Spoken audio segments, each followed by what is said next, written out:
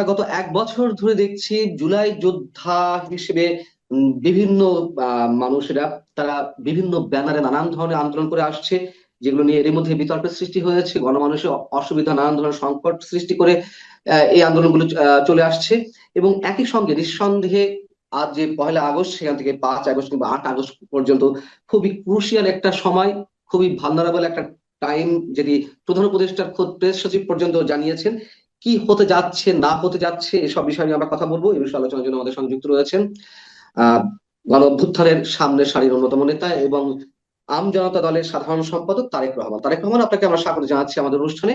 শুরুতেই আপনার কাছে যদি জানতে চাইছি যে জুলাই যোদ্ধা নামে, জুলাই যোদ্ধা সংসদ, জুলাই যোদ্ধা, জুলাই যোদ্ধা পরিষদ ইত্যাদি ইত্যাদি নানান নামে এই যে নানান ধরনের আন্দোলন, সেই তারই অংশ অংশ হিসেবে একটি আন্দোলন এই মুহূর্তে চলছে। জুলাই সনদ এবং জুলাই ঘোষণাপত্র অবিলম্বে উপস্থাপনের জন্য সরকারের পক্ষ থেকে। এবং আমরা যেটি দেখলাম যে আপনি আপনার জায়গা থেকে এই জুলাই যোদ্ধাদের মোটামুটি রিকোয়েস্ট বলি, হুমকি বলি, আহ্বান বলি, অনুরোধ বলি, যেভাবে হোক আপনি একটা চ্যালেঞ্জ ছুড়ে দিয়েছেন যে তোমরা কারা, আমরা দেখতে চাই। আসলে কারা তারা?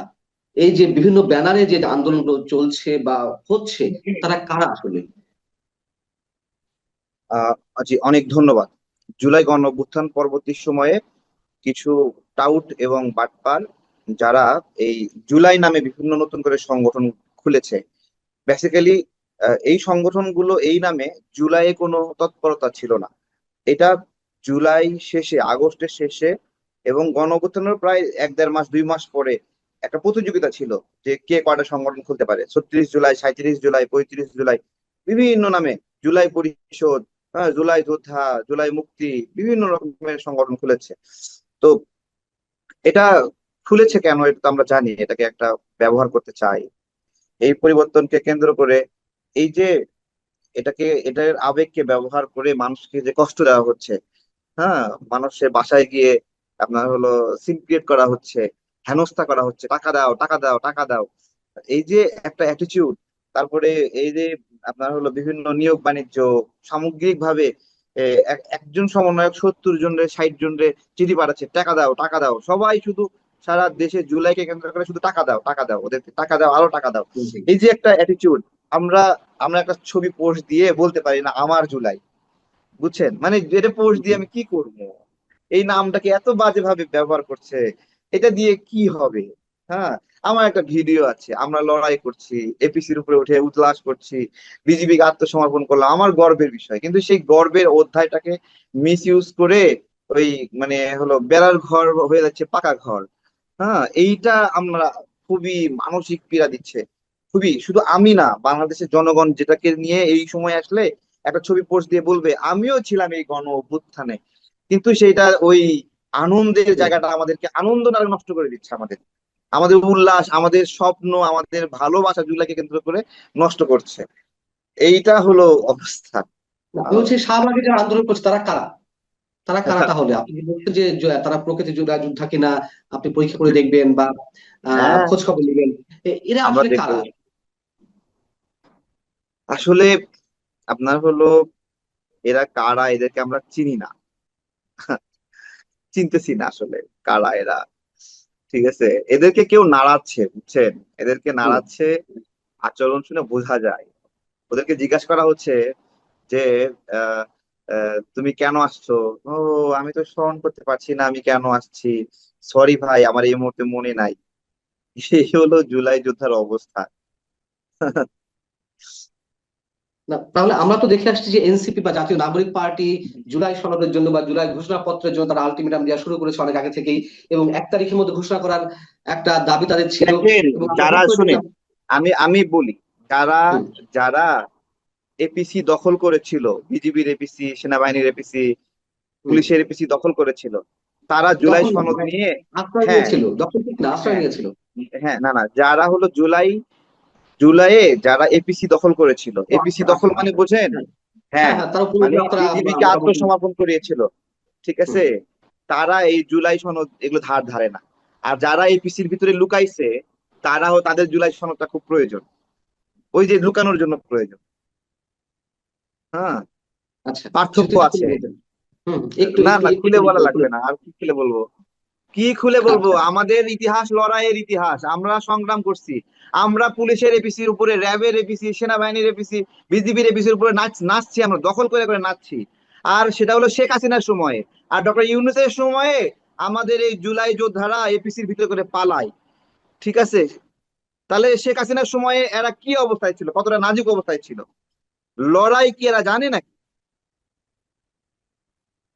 যেমন আপনি বলতে চাচ্ছেন যে এই যে এনসিপির সামনের সারি যে তারা নাহিদ ইসলাম, সার্জিস আলম, হাসান আব্দুল্লাহ কিংবা নাসিরউদ্দিন পাটোয়ারি, বা আক্তার হোসেন, এরা কোনো যুদ্ধ করেনি আসলে, মানে অভ্যুত্থানে আমি তাদের আপনাকে অবদান তেমন নেই। আমি আমি আপনাকে বলি, এই যে গণতান্ত্রিক একটা পরিবর্তন বা দেশের একটা পরিবর্তন, এই পরিবর্তনে নাহিদ, আসিফ বা তারা স্টার্টার, এই গণ অভ্যুত্থানের, হ্যাঁ, তারা কোটা সংস্কার হুম, আন্দোলনের স্টার্টার। কিন্তু এর পরবর্তী গণ অভ্যুত্থানের নাগরিকদের যে অংশগ্রহণ, সেইখানে তারা ভিলেন। ওইটা মাথায় রাখতে হবে। ভাই, মার আমাদেরকেও মারছে, আমাদেরকে মারতে মারতে প্রস্রাব করে দিচ্ছি, পায়খানা করে দিচ্ছি প্যান্টের মধ্যে। এরপরেও আমরা বলি নাই যে আমি ওই আন্দোলনে ছিলাম না, বা আমরা এমনি কোটা দাবি নিয়ে আসি, আমরা এটা কখনো বলিনি। আমরা বারবার বলছি আমরা শেখ হাসিনার পতনের আন্দোলন দীর্ঘ সময় থেকে করে আসছি, এখনো তার পতন চাই, এই জন্যই আন্দোলনে আসছি। আপনার হলো র্যাবের মিডিয়া সেন্টার, সকল টিভি ওখানে ছিল, রেকর্ডিং আছে, সব ভিডিও ডিলিট করে দিছে। হ্যাঁ, সকল টিভি থেকে ভিডিও গুলো ডিলিট করে দেওয়া হয়েছে। ওইখানে আমাকে জিজ্ঞাসা করছিল যে আমরা কেন আন্দোলন করছি। আমি বলছি যে আমরা শেখ হাসিনার পতন চাই। আমাদেরকে মাইরা কাইতে, আমাদেরকে জেল দিয়ে, রিমান্ড দিয়ে এইটা বের করতে পারেনি যে আন্দোলন বন্ধ করার আহ্বান জানাচ্ছি, শেখ হাসিনার প্রতি আস্থা, মানে আস্থা রাখার অনুরোধ করছি। হ্যাঁ, এইটা আমরা জীবনেও বলি নাই, আমাদেরকে দিয়ে এটা বলাইতে পারে নাই। যে মনে করেন যে জুলাই ঘোষণাপত্র উপস্থাপন করা মানেই সম্ভবত সংবিধান স্থগিত হয়ে যাওয়া, একটা বিপ্লবী সরকার গঠন হওয়া, এমনটা মনে করার কোনো কারণ আছে কিনা এই মুহূর্তে এসে? ভাই, বিপ্লবী সরকার যদি গঠন করে, তাহলে বিপ্লবের যারা মালিক তাদেরকে নিয়ে বানাইতে হবে, তাই না? হুম, নাকি? না, হুম, হুম, ডক্টর হুম। ইউনূস বিপ্লবের মালিক, জি। তাই না? এই বিপ্লবের যে মালিক, মালিককে খুঁজতে হবে, তাকে বিপ্লবী সরকার প্রধান বানাইতে হবে। হুম। তাহলে এই বিপ্লবের মালিক কে বলেন? আমি সেটা জানতে আত্মসমর্পণকারীরা। চাচ্ছি। জি। হ্যাঁ, তো বিপ্লবের, আপনার হলো ডক্টর ইউনূস তো আমাদের বিপ্লবের পার্ট না, আমাদের গণ অভ্যুত্থানের পার্ট না।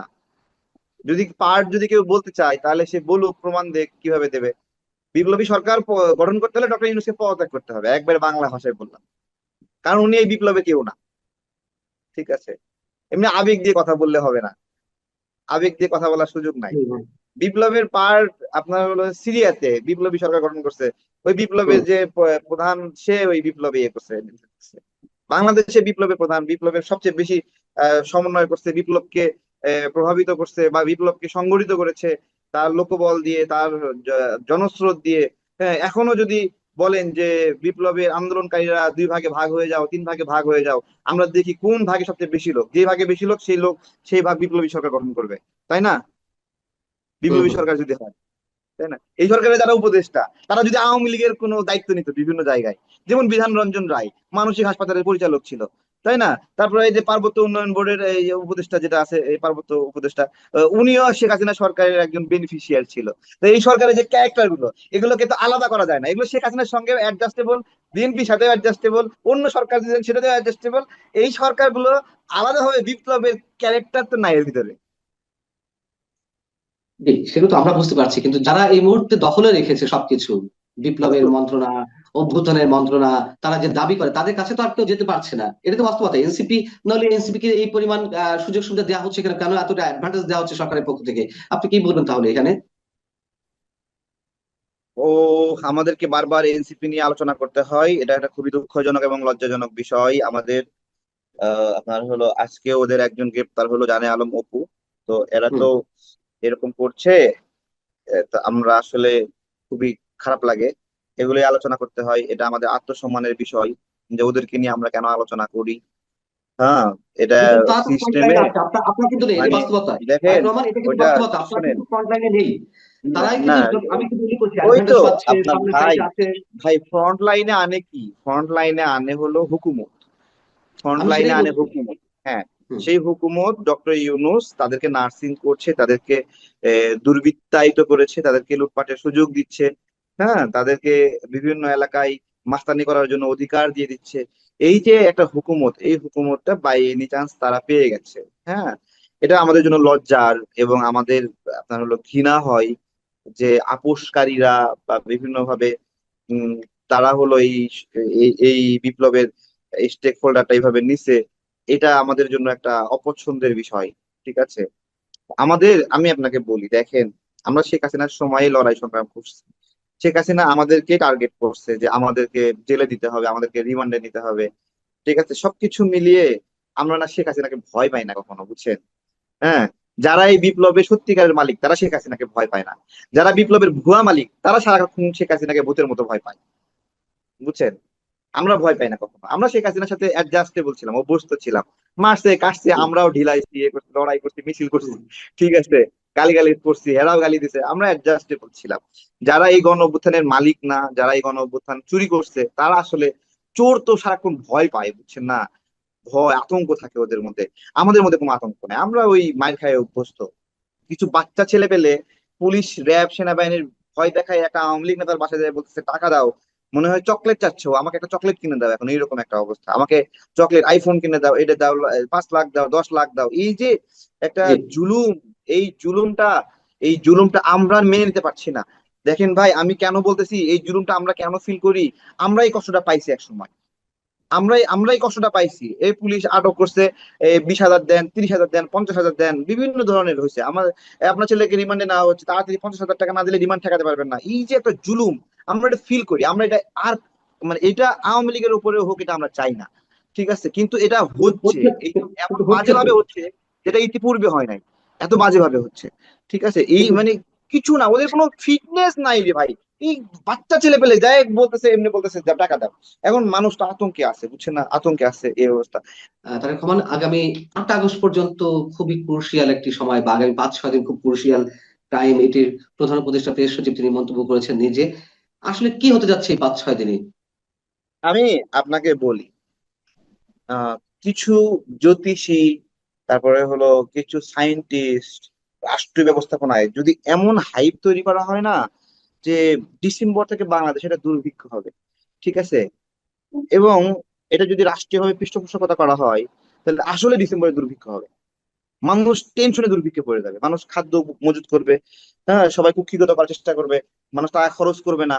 আস্তে আস্তে বাজার সংকীর্ণ হয়ে আস্তে আস্তে আস্তে আস্তে দুর্ভিক্ষ হয়ে যাবে। ঠিক আছে, এই যে 8 আগস্ট পর্যন্ত সংকীর্ণ সময়ের কথা বলা হয়েছে, এইটা ওই কৃত্রিম দুর্ভিক্ষ সৃষ্টি করার মতো একটা কৃত্রিম সংকট তৈরি করার উদ্দেশ্যে এই ধরনের কথা বলা আছে। 8 আগস্ট পর্যন্ত ঘোড়ার ডিম হবে। ঠিক আছে, ঘোড়ার ডিম হবে, আমি তো বললাম। তাহলে তারা প্যানিক সৃষ্টি করছে কেন? সরকারের পক্ষ থেকে প্যানিক সৃষ্টি করা হ্যাঁ, হচ্ছে কেন? করছে এতে।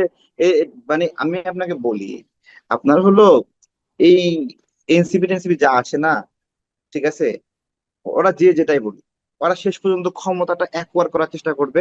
মূল লক্ষ্য হলো বিএনপি ঠেকাও, এবং বিএনপি ঠেকাতে না পারলে দরকার হলে কুত্তারে খাওয়ামো ভাত, তারপরেও বিএনপি রে খাওয়ামো না। ফালাই দেবো ভাত, তারপরে বিএনপি দিব না। আমি বোঝাতে চাচ্ছি, দরকার হলে সেনাবাহিনীর হাতে ক্ষমতা দেব, তারপরেও বিএনপির হাতে ক্ষমতা যেন না যায়, গণতান্ত্রিক অবস্থা যেন না ফেরে দেশ। এদের মূল এজেন্ডাটা হলো এইটা। এবং আমার আমার কাছে একাধিক সমন্বয় এইভাবেই কথাটা বলছে। ঠিক আছে, সেনাবাহিনী হাতে লেগে যাবে। এবং মানে আনফরচুনেটলি ওই সার্জিস এখন সেনাবাহিনীর সাথে সম্পর্ক ভালো করার চেষ্টা করতেছে, সেনাবাহিনীর পক্ষে একটু একটু পোস্ট দেয়। হুম। ঠিক আছে, হ্যাঁ, দিয়ে একটু সম্পর্ক বিল্ড করার চেষ্টা করতেছে আবার। কিন্তু ওদের এজেন্ডা এটা, ওরা না পাইলে, ওরা যদি কুক্ষিগত করতে না রাখতে পারে, তাহলে ওরা সেনাবাহিনীকে দেবে। তারপরেও দেশকে গণতান্ত্রিক প্রক্রিয়া যাতে দেবে না, কারণ গণতান্ত্রিক প্রক্রিয়ায় গেলে এদের এই যে মব সৃষ্টি, লুটপাট, এগুলো বন্ধ হয়ে যাবে। এরা এটাকে একটা মজা পাইছে, খুব আরাম পাচ্ছে এটাতে। তাহলে আমি ওই প্রশ্নের উত্তরটা পেলাম না, যে প্যানিক সৃষ্টি করে তারা আসলে কি প্রমাণ করতে চাইছে বা কি এই যে অর্জন এই করতে যে চায়? এই যে এই যে প্যানিক সৃষ্টি করার উদ্দেশ্য দেশকে সেনা শাসনের দিকে মানে আগ্রহী করা, আচ্ছা। আগ্রহী করা।